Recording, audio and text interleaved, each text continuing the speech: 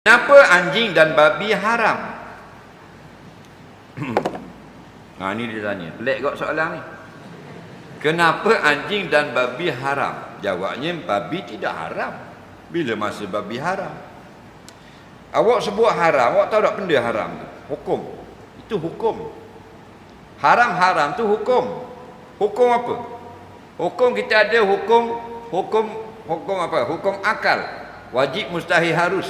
Ada hukum adi, hukum adat. Ada hukum syarak.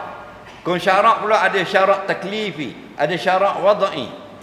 Haram babi-babi ni hukum apa? Hukum syarak taklif. Faham lagi? Hukum syarak taklifi. Apa makna dia? Khitabullah al-muta'alliqu bil af'alil mukallafin. Perintah Allah, suruh dan larang Allah yang berkait dengan perbuatan mukallaf. Babi mukallaf tau. Boleh, biarlah, boleh seilmu mana ni. Babi mukallaf tau. Bukan mukallaf, mukallaf ni akilun balighun, orang yang berakal dan sudah balik. Jadi haram itu ialah perbuatan orang yang mukallaf. Faham?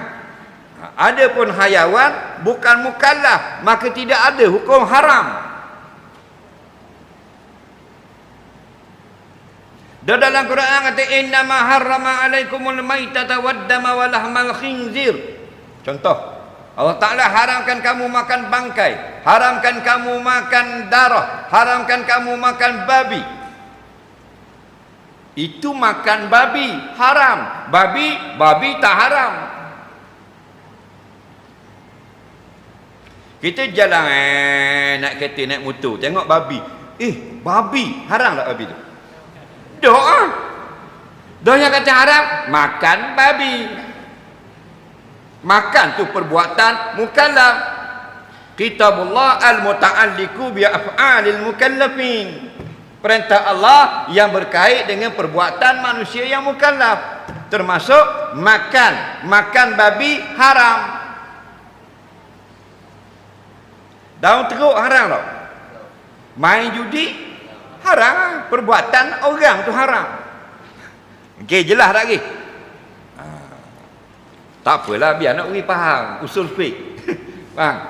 Sebab kita learning, kita tahu 2 perkara 3 perkara je, syaitan pun cocok. Mu ni macam Imam Syafi'i dah.